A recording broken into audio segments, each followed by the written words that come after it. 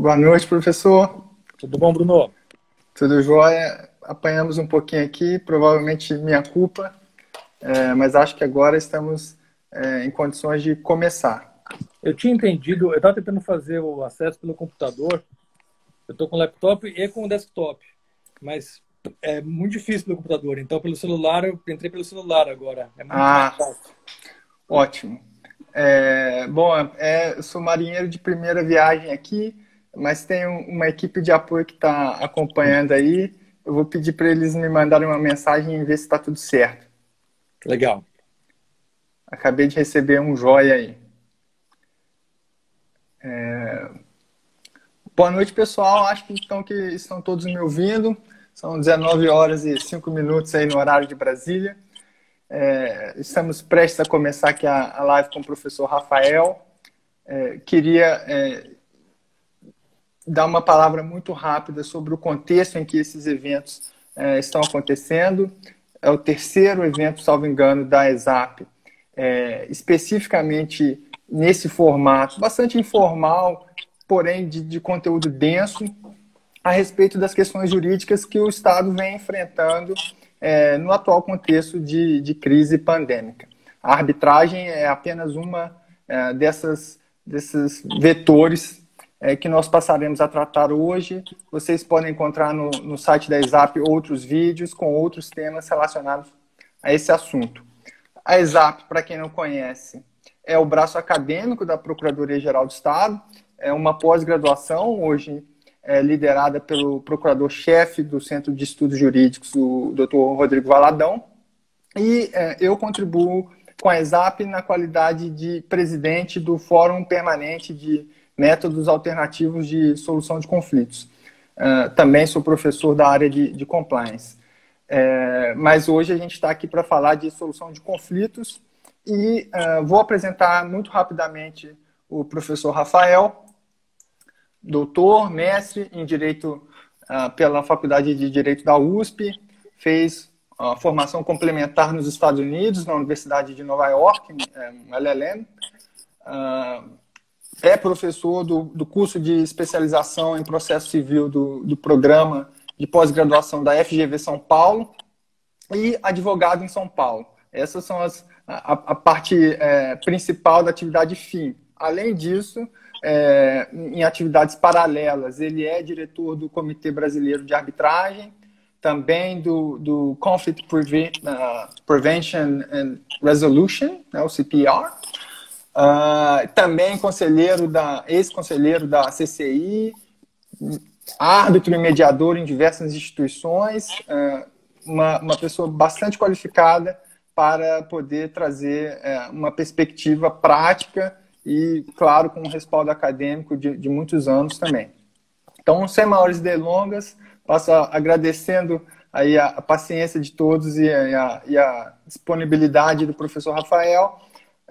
Gostaríamos, então, aí de passar para que ele comece a sua exposição, tentando, num primeiro momento, considerando que o perfil da audiência pode nem todo mundo ter tanta familiaridade assim com a arbitragem, tentar contextualizar o cenário da arbitragem na administração pública no momento atual brasileiro, independentemente até das questões da crise pandêmica. Obrigado, Bruno. Eu vou tentar ser breve nessa introdução para poder passar as perguntas, né, e a interação com vocês. Eu queria iniciar agradecendo imensamente o convite. Eu tenho tido bate-papos, conversas, cursos, seminários com vários órgãos públicos ao redor do país, seja pelo SEBAR, né, seja fora do SEBAR. É sempre uma grande honra poder ter essa interlocução, esse diálogo com os colegas advogados públicos. E eu já fui para Brasília, São Paulo, AGU, muito bacana. Então, eu fico muito honrado de estar aqui com a PGE do Rio para ter esse bate-papo também. Vou falar um pouco do contexto da arbitragem no país e como é que o Estado se insere nisso, né, nesse contexto. A arbitragem é um instituto relativamente jovem no país, embora ela já tivesse previsto na nossa legislação há séculos, né, literalmente, desde a chegada dos portugueses. Era uma legislação muito, muito deficiente ainda em relação à arbitragem. A de fato, nós começamos uma nova era na arbitragem com a lei de 96, a 9307 de 96. 5 anos depois, o Supremo A declarou constitucional, em 2001, final de 2001, e no ano seguinte, 2002, nós aderimos finalmente à Convenção de Nova York, que é o principal tratado internacional do mundo em matéria de arbitragem. Ele é de 58 e nós aderimos a ele em 2002. Então, a nossa arbitragem começou mesmo no final de 2001, meados de 2002, né, com esse arcabouço jurídico que o STF entendeu como constitucional. E a partir dali, o que nós temos visto na arbitragem brasileira é uma revolução sem precedentes. Talvez seja um dos únicos países do mundo que teve um crescimento tão alto da arbitragem em tão pouco tempo. Nós temos aí, desde 2002, 18 anos praticamente. A arbitragem comercial, a arbitragem privada, nesse tempo, nesses 18 anos, explodiu, né? Realmente é um crescimento vertiginoso, exponencial. Até acabou nos pegando de surpresa, né? Eu estou nesse campo há quase 20 anos, eu acabei acompanhando esse crescimento e eu lido com isso nesses 18 anos, né, praticamente, desde os tempos da faculdade, inclusive. E nós, profissionais da área, é bacana de ver, né? É interessante de ver esse crescimento, ao mesmo tempo, é um volume, uma velocidade que nos leva a sempre solicitar o auxílio de novas gerações, outros colegas de outras áreas, né? Porque nós temos colegas economistas, engenheiros, peritos contábeis, enfim. Então, é um mercado que se ampliou muito. O próprio Sebar, que você mencionou, foi fundado em 2001, com poucas dezenas de pessoas, né, como membros fundadores. E hoje são quase 2.000 pessoas, né, praticamente, que estão lá no Sebar. Fora os que não são associados, mas que participam também. Então, é um crescimento muito intenso e continua. Como é que entrou o Estado nessa discussão, né, nesse contexto? O Estado, sempre se entendeu que o Estado poderia contratar a arbitragem. Desde a lei de 96, desde antes da lei de 96, não havia nenhum obstáculo para que o Estado contratasse a arbitragem. O que a gente discute na arbitrabilidade subjetiva, que é quem pode contratar a arbitragem. E a lei de 96 diz que qualquer pessoa capaz, né, pode contratar a arbitragem. Né? As pessoas capazes de contratar podem submeter a arbitragem. O Estado, nas suas diversas feições, pode contratar, pode submeter a arbitragem. Mas ainda havia muitos embates doutrinários, às vezes órgãos de controle. O STJ, nesse período, né, de 2002 para cá, teve várias decisões importantes nessa matéria, nessa seara, prestigiando a arbitragem na área pública, mas ainda assim existia o receio. Né? Mas, a despeito do receio, já existia uma prática da arbitragem na área pública, empresas públicas, economia mista, entes públicos na vertente direto ou indireto, enfim, a arbitragem estava sendo utilizada. Mas em 2015, foi feita uma comissão de juristas, em 2013, né, que depois resultou na emenda de 2015, para reformar a lei de arbitragem, de 96.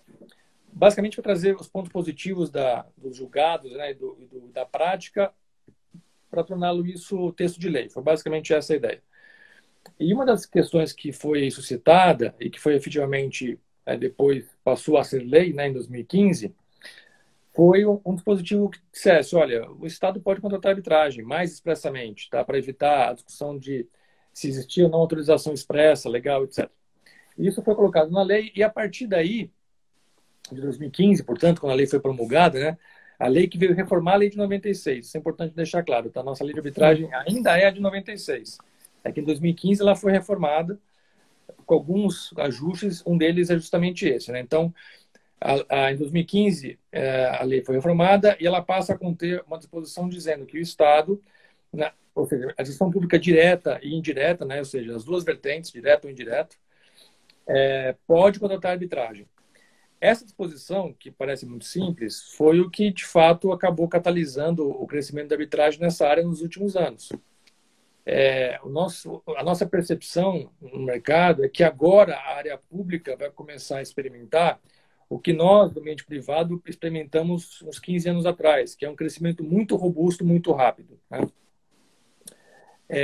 E agora o que está acontecendo são os estados, municípios e os entes federais todos, alguns mais rapidamente, outros mais vagarosamente, mas literalmente todos os entes públicos, né, em todos os níveis da federação, as agências, as autarquias, de fato abraçaram a arbitragem, né?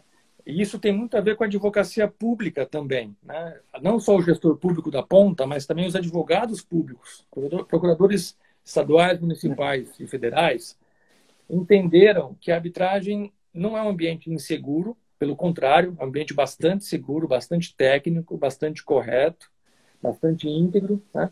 E que, portanto, o Estado pode ter total confiança de utilizar a arbitragem. E estão sendo contratadas as cláusulas arbitrais, né, nas diversas esferas.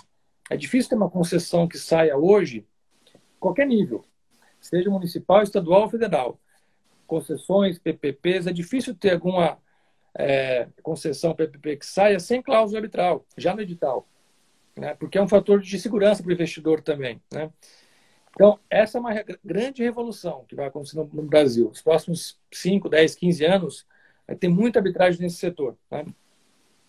E nosso papel como profissionais, como estudiosos, professores, é garantir que exista o conhecimento adequado, né, para as pessoas no país inteiro, para que a gente possa lidar com isso que vai acontecer, que já está acontecendo, né, que é um incremento da arbitragem nessa área. Então, assim, como pano de fundo é isso, né? Eu estou muito otimista com a arbitragem em geral e também na área pública. Tem alguns poucos receios que a gente pode falar um pouco a respeito disso aqui, que são fáceis de resolver, mas assim, o que eu tenho visto de modo geral, e é um motivo de orgulho para nós brasileiros, é que a advocacia pública em arbitragem no Brasil hoje, claro, de novo, né, depende do estado, do município, tem alguma defasagem. Mas Rio de Janeiro, São Paulo, que são estados mais avançados, né, tem um corpo técnico de procuradores dedicados à arbitragem que é impressionante, com teses defendidas, doutorado, mestrado, né? E não é uma escolha trivial você ter advogado público fazendo arbitragem pelo Estado. Muitos países latinos, nossos vizinhos aqui, têm alguns corpos técnicos, para alguns casos, mas às vezes contratam advogados privados para defender o Estado, né? É muito comum nas arbitragens maiores de investimento que eles procurem advogados americanos ou britânicos para defender o Estado. Então, às vezes, o Equador está sendo vendido por um advogado britânico. Equador, Peru e por aí vai. Inclusive em grandes escritórios internacionais que se especializam em defender o Estado, né? Eu dei uma olhada nesse assunto quando eu estava fazendo a minha tese de doutorado, que foi em arbitragem de investimento, e era possível identificar assim, os nomes se repetindo e essa característica de alguns escritórios realmente atuando nas defesas dos estados. As teses são muito similares e os problemas que os países da América Latina enfrentam são muito similares, e então é possível perceber esse fenômeno de maneira muito acentuada. Isso. E aqui no Brasil não é necessário, Bruno. Aqui no Brasil, essa que é a parte interessante, né, que nos dá orgulho. Nós temos um corpo técnico na advocacia pública que é capaz de fazer frente, de lidar com esses desafios, né? E eu acho que o Brasil vai ser muito rapidamente referência para o resto do mundo. Porque é difícil ter um corpo tão bom de profissionais que começaram a se dedicar realmente à arbitragem, né? Alguns núcleos, sei que a AGU tem um núcleo, PGE de São Paulo tem um núcleo, tem procuradores que só fazem isso praticamente, já, né? Então, eu acho que é uma boa experiência, uma boa prática brasileira para depois exportar esse tipo de modelo para outros países. Bom, você mencionou o histórico privado e a evolução um pouco tardia da arbitragem no setor público. Talvez fosse um momento para você pincelar as características que a formatação da arbitragem no direito público ganhou nessa reforma de 2015. Certo. Em relação aos entraves que existiam, eu falei da arbitrabilidade, né, que é um conceito importante. A arbitrabilidade é, basicamente, quem pode submeter a arbitragem e o que pode ser objeto de arbitragem. O quem nós já resolvemos, mesmo em relação ao Estado. Dificilmente algum órgão público vai se negar a fazer arbitragem que tiver contratada, né? Ou vai dizer, eu não aceito arbitragem. Isso não acontece mais no Brasil. Isso acontecia décadas atrás. Felizmente não acontece mais. O Estado, quando contrata arbitragem, não tem mais esse tipo de alegação, não quero mais fazer arbitragem, quero ir para o judiciário. Até porque, se ele tentar, vai dar errado, porque o judiciário vai respeitar a arbitragem e vai mandar ele voltar para a arbitragem. Então, o quem nós resolvemos. Um ponto de desafio agora para todo mundo no Brasil, todo o mercado, né, é discutir os limites da arbitrabilidade objetiva. Diz a lei de arbitragem que apenas os conflitos relativos a direitos patrimoniais disponíveis podem estar sujeitos à arbitragem. E não tinha como ser diferente. Já era assim no ambiente privado, sempre foi, né, desde a lei, e também no ambiente público. No ambiente privado, se discute muito pouco, né, os limites da arbitrabilidade, porque praticamente tudo é disponível, né? Na disputa comercial, compra e venda de empresa, franquias, enfim, discussões de setor de energia elétrica. Se está no contrato, via de regra é disponível, né? Então a gente discute muito pouco nas disputas privadas, tem pouca defesa ou alegação de algo que seja inarbitrável. No ambiente público, não é bem assim. Porque é muito comum, num caso envolvendo o interesse público, que você tem algumas zonas de indisponibilidade. Eu acho que nós estamos ainda muito incipiente nessa discussão. Eu acho que um dos nossos desafios no futuro vai ser determinar claramente até que ponto vai, né, o que é disponível, o que não é, e o que pode ser sujeito à arbitragem e o que não pode. Alguns temas a gente já sabe que podem. Por exemplo, que é muito comum, né, em concessões, PPPs, ter pleito de reequilíbrio econômico-financeiro. Está na lei, o contrato regula. Então, assim, a possibilidade de ter essa discussão na arbitragem com árbitros está pacificada. Já vinha sendo pacificada, a doutrina há muito tempo reconhece a possibilidade. Também os tribunais, em vários julgados, reconheciam, mas, mais recentemente, algumas leis foram aprovadas dizendo claramente que essa matéria é disponível, né? Então, isso está resolvido. Agora, outras áreas da gestão pública talvez tenha alguma discussão ainda. Então, a gente vai ter que chegar rapidamente a consolidar o entendimento do que é arbitrável e o que não é. E deixa eu te perguntar também, fazendo novamente esse paralelo com uma experiência que já possa estar consolidada no setor privado e que ainda é incipiente no setor público. A impressão que eu tenho é que o Estado tem um passivo muito grande de contratos ou de questões que não têm cláusulas compromissórias. E a minha pergunta é se no setor privado existem técnicas específicas ou uma cultura específica de situações em que, por acaso, uma relação contratual não possua uma cláusula compromissória e ainda assim as partes, uma vez que o conflito surja, fazerem um compromisso para especificamente aquele conflito ser resolvido pela arbitragem. Você vê alguma espécie de cultura específica no setor privado que o setor público possa começar a importar para essas situações pontuais? Sim, eu vejo sim. Mas vamos dar um passo atrás. A gente tem que lembrar sempre o seguinte: o gestor público ele se pauta pelos princípios, né, que regem a administração pública. Impessoalidade, legalidade, né, moralidade, por aí vai. Então, ele tem muito medo de praticar qualquer ato que fuja muito do que ele está acostumado, do padrão daquele órgão, né? Nós realmente precisamos mudar a mentalidade no país. Eu entendo o gestor que tem medo, que tem receio, porque também os órgãos de controle, que fazem o seu papel, né? Mas às vezes, aqui ou ali, cometem algum excesso no controle e vão além do que deveriam. E aí acabam penalizando pessoas indevidamente. E aí, por conta disso, você gera um efeito cascata de muito receio entre os gestores do que fazer. Então, embora seja possível fazer compromisso arbitral, né, nesses passivos todos que você mencionou, o gestor pensa, por que eu vou fazer isso? Né? Se aqui se faz assim há décadas desse jeito, por que eu vou mudar e inovar? Infelizmente, nós não premiamos a inovação na gestão pública, né? E aquele gestor que se preocupa com o erário, de pensar em coisas mais eficientes. Pô, tem um passivo aqui que é irracional, né? É ineficiente o que está acontecendo. Então, eu quero resolver. Essa pessoa que quer resolver e quer encontrar um caminho para resolver, a legislação já permite isso, né? O que nós temos que dar é o conforto para que ele possa fazer isso, né? Para que ele possa, de fato, resolver tanto para pegar o passivo judicial que você mencionou e trazer para arbitragem, quanto para evitar mais arbitragens no futuro, né? Por que não resolver as questões na esfera administrativa? Por exemplo, como nós fazemos no ambiente privado, né? O fato do que o gestor pode fazer acordo, tem lá suas alçadas, né? Mas empoderar o gestor para poder fazer acordos, né, em benefício do erário, né, para evitar uma arbitragem pesada, para evitar um litígio desnecessário, isso me parece uma medida de eficiência. Mas, dependendo do órgão público, né, nós não temos essa cultura ainda, infelizmente. Nós temos a cultura do medo na gestão pública, que é arbitragem é uma coisa diferente, né? Então, assim, por que eu vou seguir na arbitragem? Deixa a ação judicial, deixa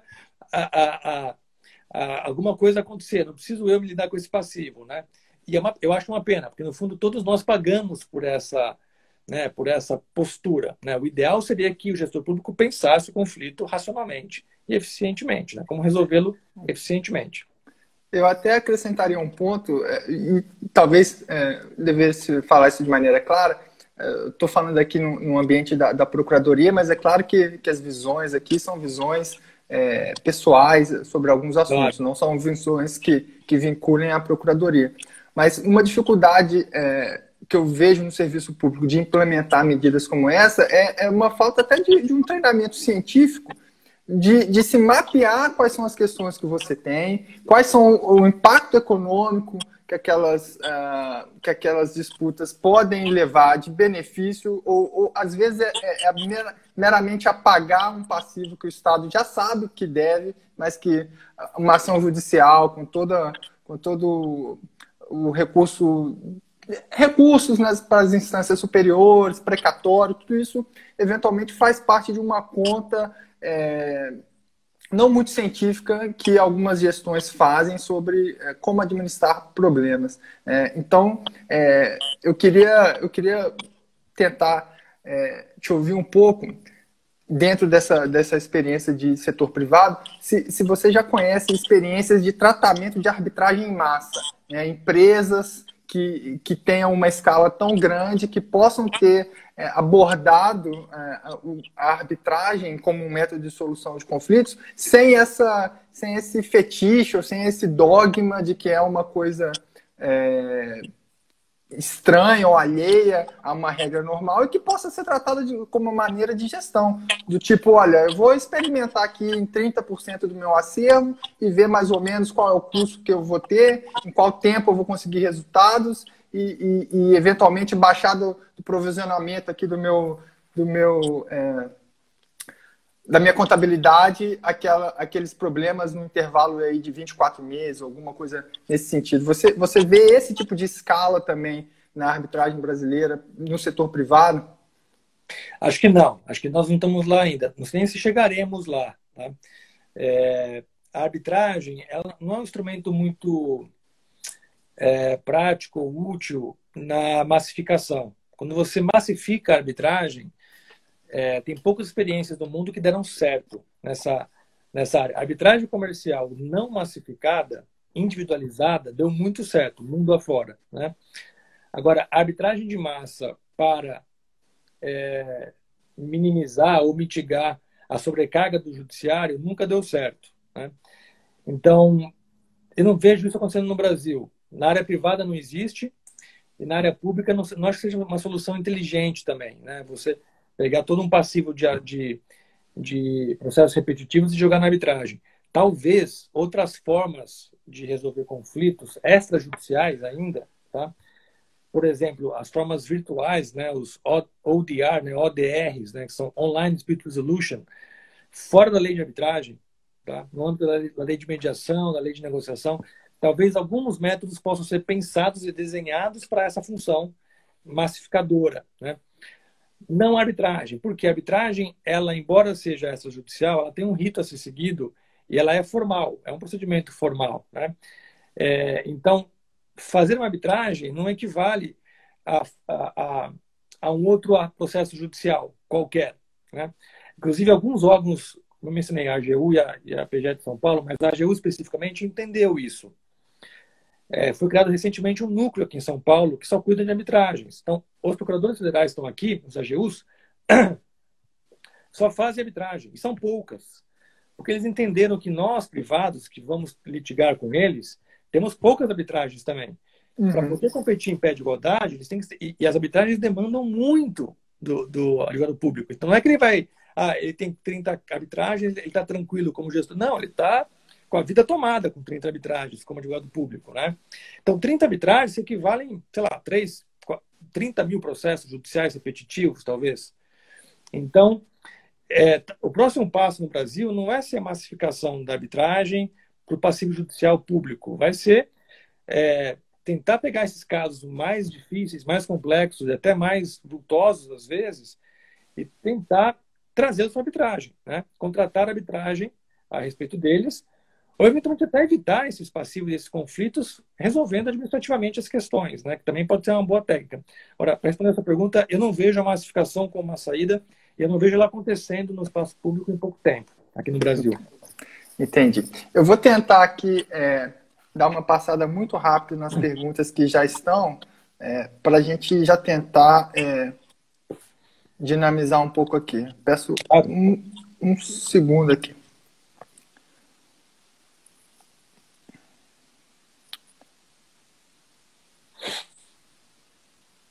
Um segundo. Bom, pessoal, as perguntas eu vou tentar pedir a minha equipe secreta de apoio aí para tentar me ajudar a consolidar essas perguntas e voltaremos a elas muito em breve. Eu estou vendo aqui algumas, se quiser eu posso te ajudar. Se você conseguir abordar alguma delas aí, fica à vontade. Teve só uma parte que eu esqueci de falar no começo, que é dos conceitos, né, da arbitragem, etc. Eu vi que tem uma pergunta sobre a judicialização na área de saúde e o uso da arbitragem, né, para mediar conflitos. Um ponto importante para evitar confusão a arbitragem é muito diferente da mediação e da conciliação. Quando começou a surgir esses métodos no país, década de 90, mais ou menos, uns 20 anos atrás, um pouco mais, 30 anos atrás, os artigos que saíam, a publicação, falavam dos métodos extrajudiciais, né, de resolução de conflitos, ou dos meios alternativos. Com a sigla em inglês ADR, Alternative Dispute Resolution. E falavam indistintamente de mediação, conciliação e arbitragem. Então é muito comum você pegar um artigo da década de 90 e colocar os três institutos juntos, discutindo, olha, tem o judiciário e tem isso aqui fora do judiciário, numa caixa só, num pacote só. Isso 30 anos atrás. Hoje em dia, mediação, conciliação e arbitragem são coisas completamente distintas. São mercados distintos, são leis distintas no Brasil, são profissionais distintos, técnicas distintas, fins distintos, propósitos distintos, completamente distintos. Então, assim, a mediação e conciliação são autocomposições, né? São métodos autocompositivos, as partes que decidem. Né? No fim das contas, o mediador é só um facilitador, mas quem decide são as partes. A arbitragem é heterocomposição. É um terceiro que impõe a decisão. Então, a arbitragem está mais próximo do Poder Judiciário. No nosso país, pelo nosso direito, só duas figuras têm poder jurisdicional, o juiz e o árbitro, mais ninguém. São os dois que podem decidir e a sua decisão forma coisa julgada, né? Tem autoridade de coisa julgada para depois ser passível de execução judicial. Então, o juiz é muito próximo do árbitro e vice-versa. Né? O árbitro é como se fosse um juiz privado, né? Ele decide e ele impõe a decisão para as partes e elas têm que cumprir. Essa que é a magia da arbitragem, né? As partes escolhem o árbitro para que ele imponha contra elas a decisão dele, né? Então, não se fala em mediação de conflitos na arbitragem. O árbitro não é um mediador, ele é um decisor, ele vai decidir aquele conflito, vai julgar os pedidos que as partes fizeram, tá? Então, eu queria fazer essa separação que eu acho importante. Eu vou aproveitar, então, essa avenida que você abriu e pedir para ouvir um pouco a sua opinião sobre os caminhos que a administração pública pode seguir na questão da escolha dos árbitros. Aqui o Estado do Rio fez um modelo de credenciamento prévio, em que as diversas câmaras podem se cadastrar previamente e o Estado aceita que o contratante escolha alguma daquelas câmaras. Queria ouvir a sua opinião sobre esse modelo, se você enxerga alternativas que possam ser mais adequadas para algum tipo de conflito. Olha, o cadastro de câmaras está na lei também, né? A lei 13.448, né? Das relicitações e prorrogações de 2017, ela trouxe o credenciamento como um critério. E já existe o credenciamento do decreto federal credenciando no âmbito federal as câmaras arbitrais. nós resistimos muito a esse decredenciamento das câmaras, porque o mercado de arbitragem sempre foi muito autorregulado. Não tem conselho de câmaras. As câmaras, o mercado diz quem é bom e quem não é, né? É livre, né? Livre mercado e autorregulação na arbitragem. Então, a gente preferia essa solução do livre mercado. Mas o Estado acabou dizendo, eu não consigo trabalhar assim, eu preciso ter alguns critérios para poder escolher a câmara. Que câmara que eu ponho na cláusula arbitral? É X ou é Y? Né? É com licitação ou não é? Ou eu posso escolher livremente? Então, para evitar questionamentos, acabou se optando pelo credenciamento, né, na forma de decreto, que eu até acho que hoje em dia é uma solução de meio termo que pode ser interessante para proteger o gestor público e não prejudicar a arbitragem. Né? Então, você credenciar câmaras nos respectivos órgãos públicos, né, nas diversas esferas, municipal, estadual e federal, me parece ser uma boa saída. Tá? Então, com as câmaras, é uma boa saída. Agora, para árbitro, é uma outra discussão, porque a Câmara administra o procedimento da arbitragem, é como se fosse o cartório, né, do Poder Judiciário. Né? São as câmaras, que organizam a documentação e a interação com os diversos atores, árbitros, advogados e partes. Né? O árbitro, ter uma lista para árbitro no poder público ou ter o credenciamento de árbitro, eu me preocupo. Por quê? Quando um órgão tem uma lista de quem ele indica como árbitro, me parece que vai haver no longo prazo, né, médio e longo prazo, uma certa tendência desse árbitro de julgar favoravelmente ao ente público.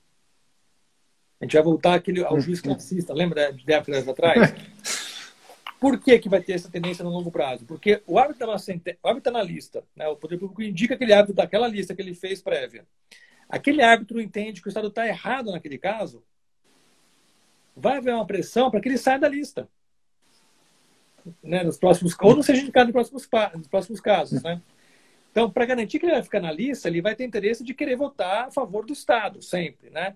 Isso é muito complicado, porque a arbitragem, e o árbitro particularmente, tem um dever muito sério de independência e imparcialidade. E no âmbito privado funciona bem. A lei tem as suas salvaguardas e os seus modos de bloquear qualquer tendência indevida do árbitro, né, no ambiente privado. E tem que ser assim no público também. Né?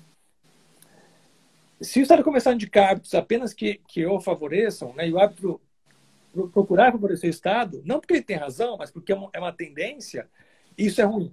Isso vai começar a prejudicar a arbitragem na área pública. Né? O parceiro privado não vai querer mais fazer arbitragem daqui a pouco.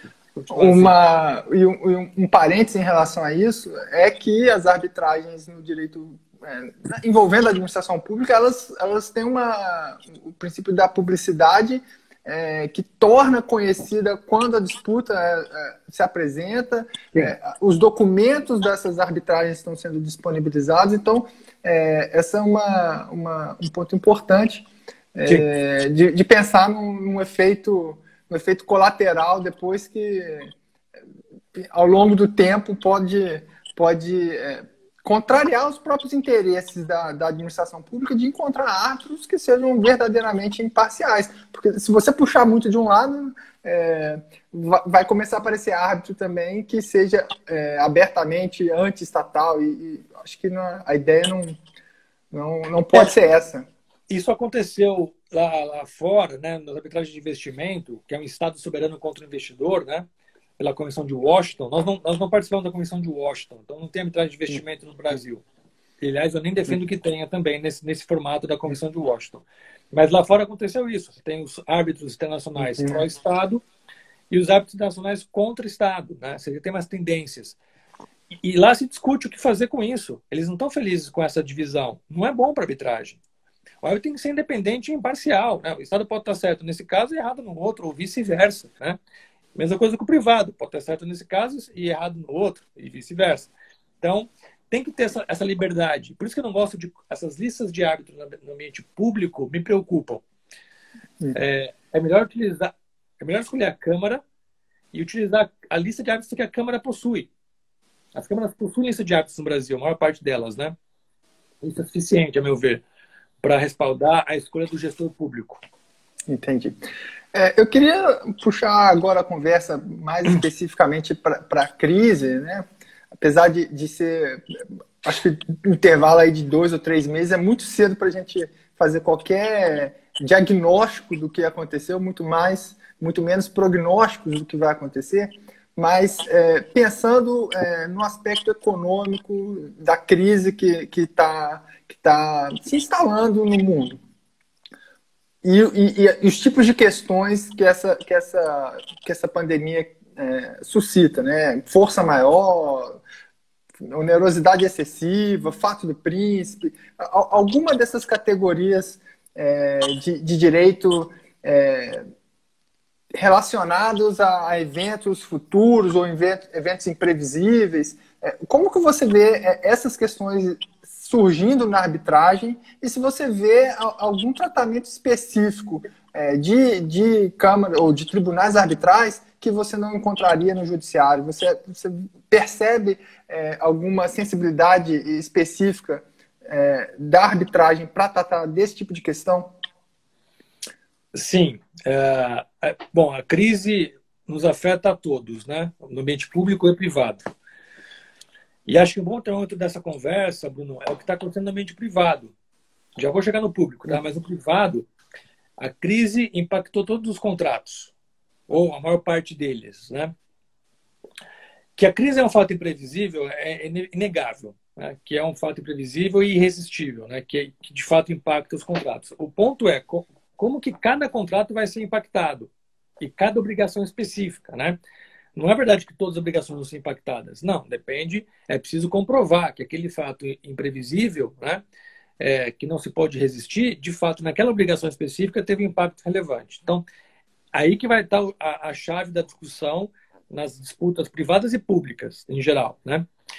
Então, sim, vai ter um impacto enorme. Além de gerar disputas novas, né, as disputas que estão em andamento também vão ser impactadas. Sobre isso, o que vai acontecer na esfera pública? É um pouco o que vai acontecer na esfera privada, né? Tendo um impacto avassalador no contrato, a economia do contrato vai sair do trilho, né? Porque todo contrato tem a sua economia, né? Vai perder o sentido com a crise. De duas, uma. Ou as partes sentam e fazem uma renegociação de boa-fé, né? Para encontrar novos termos. De novo, naquelas obrigações que de fato foram impactadas. Então, também não se pode usar a crise como desculpa para tudo, né? Mas tem obrigações que vão ser impactadas, é evidente. Ou você renegocia em boa-fé, ou vai ter disputa, né? No ambiente privado já está assim. Vai acontecer a mesma coisa no ambiente público. O impacto vai ser enorme da crise nas concessões, nas diversas esferas, né? Tendo um impacto, quais são as duas opções? Resolver na via administrativa ou ir para o litígio, né? Eu quero crer que boa parte disso será resolvida na via administrativa. Deveria ser. Porque não é bom para o erário acumular disputas pós-pandemia. Não é bom ter uma avalanche de disputas no erário. Então, a ideia é se poder resolver administrativamente, dentro do que for razoável, né? Se não for feito isso, vai ter muita arbitragem, né? Muitos litígios e muitas arbitragens. A comparação arbitragem judiciária nesse contexto. Eu acho que a arbitragem dá mais segurança jurídica. Porque o árbitro, né, os árbitros, ainda é um pool restrito no país. E eles têm uma cabeça, os árbitros, via de regra, de seguir o contrato. Na área privada e na área pública, tá? Nas duas áreas. Nós vamos seguir o que está no contrato. Veio pandemia, vamos analisar o contrato e a lei. Né? A lei, o contrato tem os seus parâmetros para poder dizer como é que se tem que resolver essa questão. Né? Então, o árbitro tende a ser um contratualista que dá mais segurança jurídica. Né? O juiz depende. O nosso judiciário, como vocês sabem, é muito diverso. Né? Depende de cada estado, depende da Justiça Federal e Estadual. Então, ir para o judiciário litigar a pandemia, nós estamos vendo o que está acontecendo. Né? Cada juiz tem um entendimento.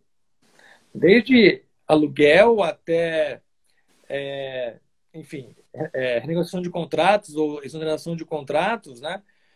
E quando se aceita, quando não se aceita, se você montar uma tabela do país afora, você tem decisões para todos os gostos, né? Isso gera muita insegurança nos cidadãos nas empresas, né? Se pode ou não pode. Então, o judiciário eu vejo que gera mais insegurança, né? No contexto de pandemia, né? Porque tem uma polaridade maior de espectros, né, de julgamento. O árbitro ele é mais contido, ele tende a preservar mais o negócio que foi pactuado e, eventualmente, claro, atender, né, se for o caso de revisar o contrato, né, pela pandemia, fazer isso com critérios mais claros. Ele não reescreve o contrato como alguns juízes fazem às vezes, né? Eu queria te ouvir também um pouco, ainda nessa linha de distinção entre arbitragem e poder judiciário, como que você vê a qualidade das perícias técnicas que são produzidas em arbitragem? Pensando na questão da pandemia, muitas vezes vai depender de o parâmetro jurídico para se analisar se o autor tem ou não alguma pretensão legítima, talvez ele nem seja o aspecto mais complexo da disputa. Como que você vê, qual é a sua experiência na questão das perícias em arbitragem e especificamente se você já se deparou com situações no Poder Judiciário em que perícias tão complexas como essas conseguiram ser feitas com a mesma eficiência ou com mais eficiência do que as que você viu na arbitragem? Olha, a perícia talvez seja um ponto interessante, Bruno, que é um dos pontos de melhor comparação da arbitragem e judiciário, porque é onde a arbitragem mais agrega valor e eficiência. Todos nós, advogados, né, de contencioso, temos história para contar de perícias judiciais, né? Seja por, às vezes, influências indevidas, né, que não deveriam acontecer, seja por demoras, né, absurdas, né? Às vezes a complexidade do caso e tal, faz uma perícia se arrastar por anos e anos, né? Na arbitragem, nada disso acontece. Primeiro, existe uma lisura e uma integridade dos peritos arbitrais inacreditável, né? Seja das partes, né? Seja do tribunal arbitral. Quando o tribunal nomeia um perito, é tudo feito de uma maneira muito correta e muito honesta, né? Sendo bem franco, assim. Então, dá uma tranquilidade às partes de que a discussão vai ser técnica e de mérito, né? Sem qualquer tipo de influência indevida, né? Esse é um ponto importante inicial. Além disso, a perícia na arbitragem tem começo, meio e fim. Ela vai terminar. Pode levar 2, 3 anos, mas ela termina, por mais complexa que seja. No judiciário, às vezes, não. No judiciário tem décadas a mesma perícia acontecendo. Sem falar os recursos todos, né? Então, por isso, né, que, aliás, muitos casos, às vezes, da área pública, depois de décadas no judiciário, você quer saber, vamos fazer uma arbitragem para encerrar? Depois de 30 ações no judiciário, perícias infindáveis, vamos resolver a arbitragem. E a arbitragem resolve. Então, para quem quer resolver o conflito, a arbitragem é uma técnica eficiente. Para quem quer ter uma decisão imposta, né, que é o árbitro impõe a decisão, né? Se quiser fazer a conciliação, é fora da arbitragem. Então, na perícia, a nossa experiência tem sido muito boa nas perícias de arbitragem, né? A qualidade dos profissionais é muito alta. Eu ainda acho que existe espaço no Brasil para aprimorar essa qualidade, porque cresceu muito o mercado de arbitragem e cresceu muito o mercado de perícias em arbitragem nos últimos 10 anos. E não adianta você pensar que o perito judicial pode ser o perito da arbitragem. Não é. Tem que mudar, é uma outra cabeça, né? Porque na arbitragem, o perito vai ser questionado em audiência sobre cada rodapé que ele colocou no laudo, por 5, 6 horas. Então, ele não pode deixar de aprofundar uma questão. É tudo muito detalhista na arbitragem, né? Realmente se chega no rodapé de tudo, né? Todas as discussões. Então, a qualidade da prova da arbitragem é muito alta. Então, a prova idoneamente intacta, em termos de integridade, né, de ética, de muita qualidade e célere, eficiente, né? Claro, você pode ter isso no judiciário, sem dúvida. Também temos todas as experiências de boas provas periciais no judiciário, idôneas, de qualidade e rápidas, sem dúvida. Mas você tem, como eu disse anteriormente, essa experiência de vai ser uma boa prova, às vezes não acontece no judiciário. Às vezes é uma prova ruim, pelas diversas circunstâncias, né? E recorrentemente se reclama de perícias judiciais, né? Recorrentemente. Sem dúvida. Na arbitragem, a gente não vê reclamação de perícia, né? Claro, poderia ser um pouco melhor, poderia, tal. Sempre dá para aprimorar, evidente, mas a mediana da perícia na arbitragem é muito alta, é muito boa em comparação com a mediana do Poder Judiciário. Entendi. Pensando ainda nesse diálogo com o Poder Judiciário, algumas desse o judiciário brasileiro geralmente ele é descrito como favorável à arbitragem, você mesmo já disse. Mas quando o problema surge, é claro que ele se torna muito mais agudo, né? O eventual problema do judiciário brasileiro em matéria de arbitragem, ele só se torna um problema visível quando ele realmente aparece. As diversas arbitragens que se encerram e que são espontaneamente cumpridas, essas não aparecem muito no radar. Então, eu queria te ouvir um pouco dos problemas que surgiram em matéria jurisprudencial no Brasil e como você vê, eventualmente, a Fazenda Pública exposta a algum tipo de fragilidade em tornar os laudos efetivamente uma decisão final.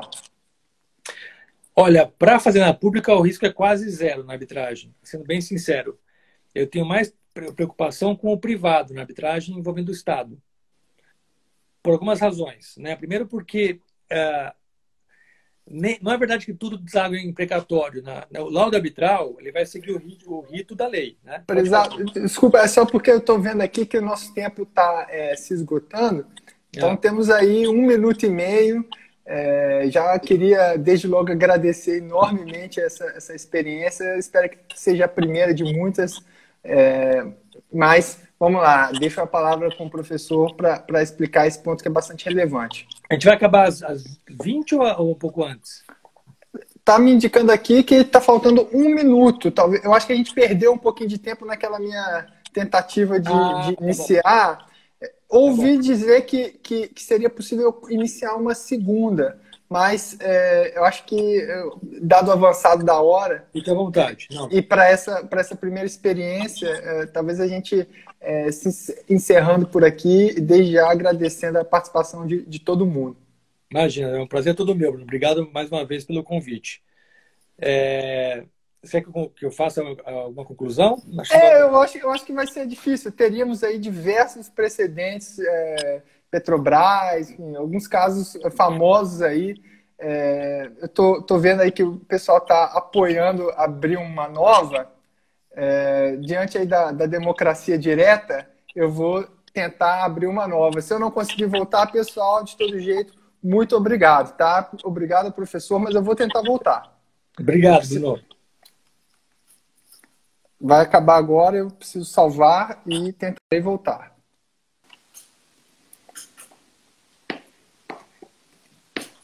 Voltamos? Voltamos, agradecendo a todos. O assunto é apaixonante e devolvo a palavra aí para o professor.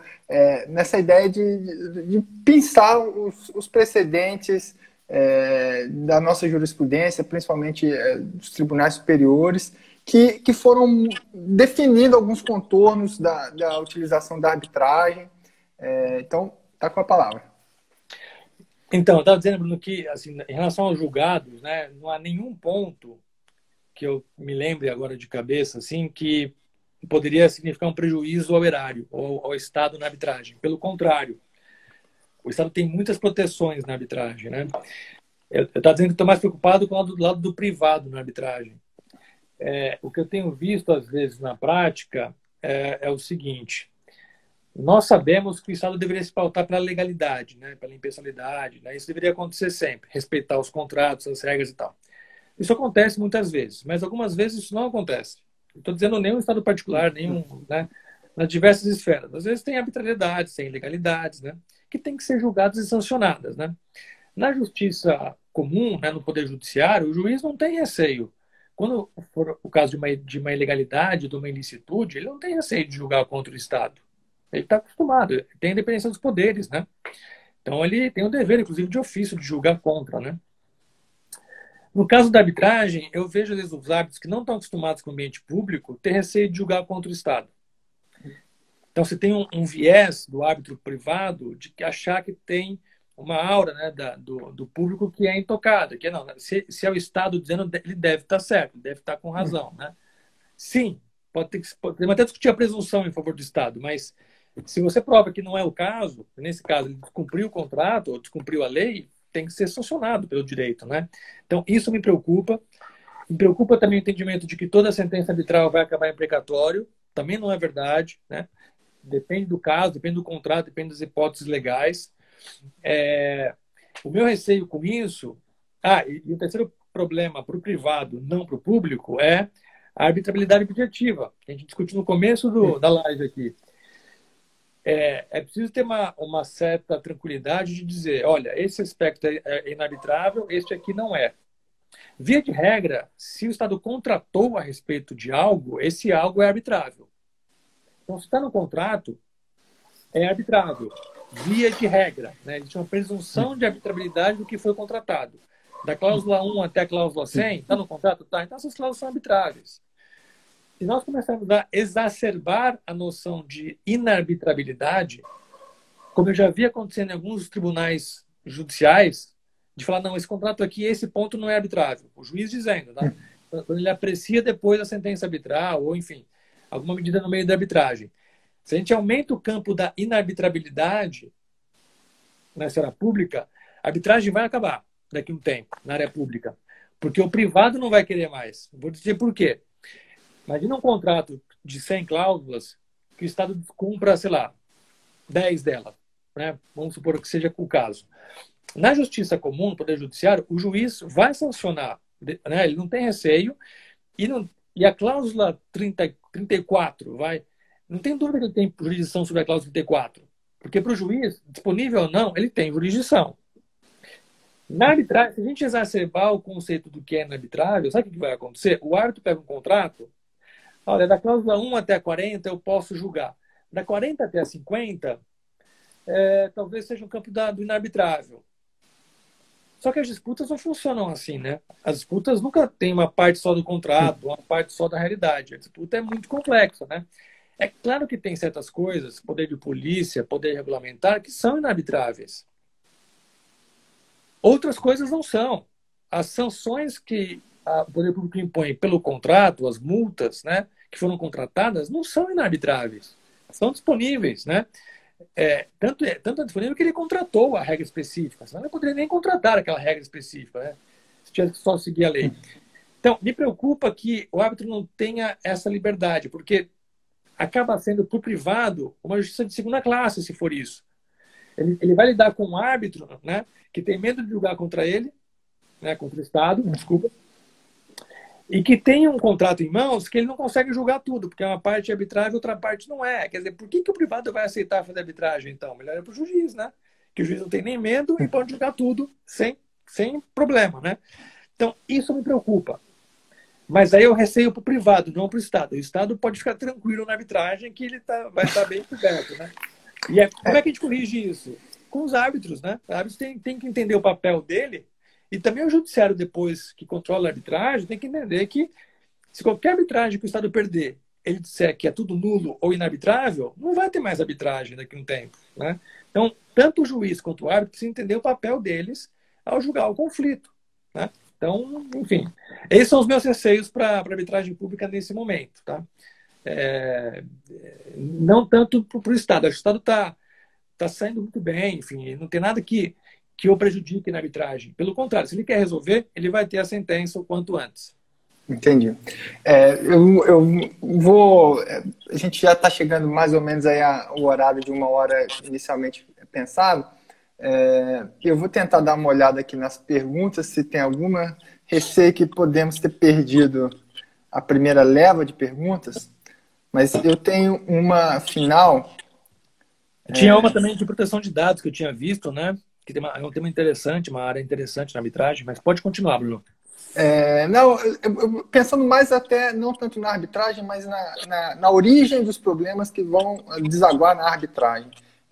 A minha experiência aí de alguns anos trabalhando no setor público e também de estudos acadêmicos na parte internacional é que o risco político que existe no relacionamento com o Estado, ele vai assim, de 4 em 4 anos, vem uma nova gestão e passa a olhar para as questões passadas com uma visão não comprometida, pelo menos não comprometida com a manutenção de decisões passadas e muitas vezes simplesmente guiada por parâmetros realmente políticos diferentes. E isso para o investidor e para o contratante é complicado porque o poder de barganha do Estado vai aumentando, né, conforme o investidor fez lá o investimento que ele precisava, comprometeu o caixa e um novo governante ou enfim, uma nova orientação política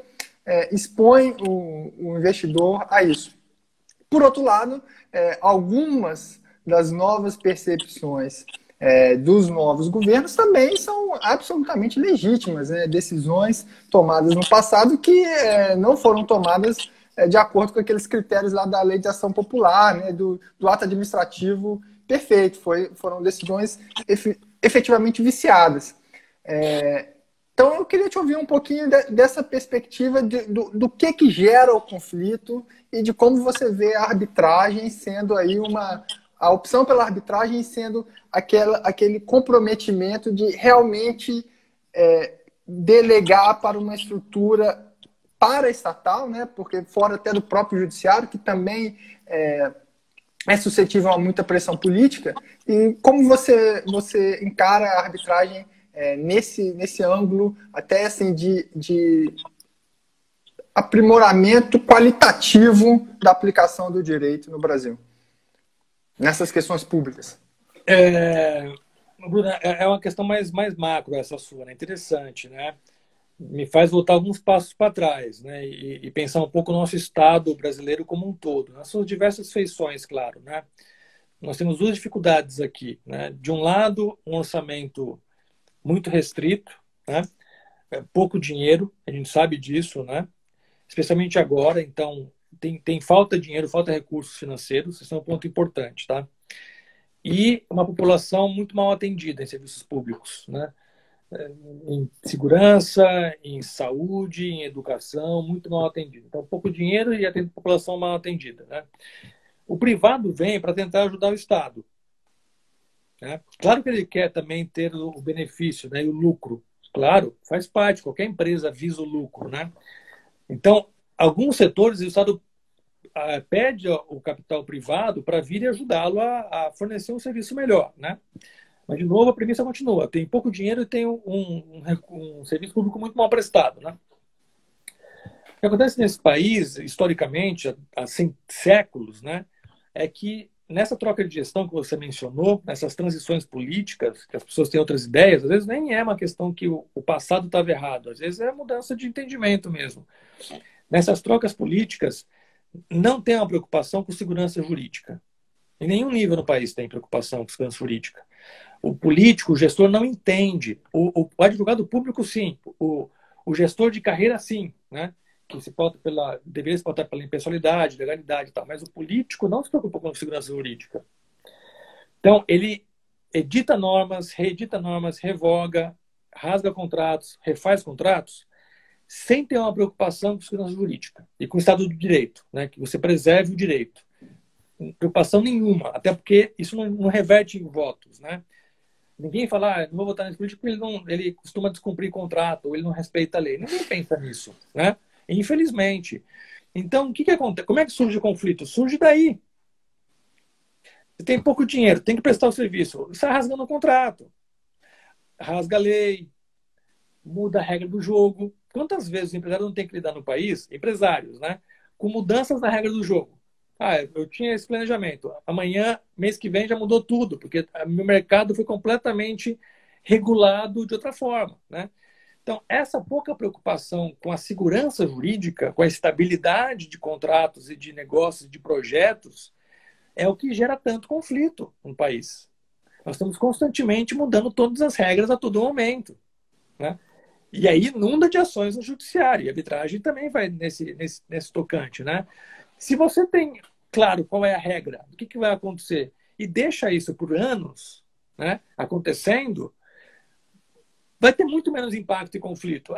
Aí qualquer coisinha que sai do trilho, isso aqui está errado. Então o que a gente faz? A gente muda tudo. A gente muda o contrato, revoga o contrato, muda a lei. Então esse constante mudar das regras do jogo, que vale para município, Estado e União, em todas as áreas, em todos os mercados, o empresário sofre com isso, ele sabe disso, né? É isso que gera conflito. tanto no ambiente privado, quanto também no ambiente, relação do privado com o público, né? E aí vai ter mais arbitragens, né? Enquanto não parar isso no país, o passivo só vai aumentar dos processos judiciais, não tem jeito. Tá ótimo. A impressão que eu tenho é que essa dinâmica, ela precisa de alguém dar um passo inicial, né? Sim. Uma transição que, através do espectro político, que sai do ponto mais extremo ao outro extremo, e uma transição que consiga fazer isso, talvez seja o suficiente para criar uma nova dinâmica. Mas acho que é uma tarefa aí que exige estudos e exige uma cultura que extrapola as categorias da arbitragem. Pessoal, eu vou me despedir de todos, agradecendo enormemente a presença e a participação do professor.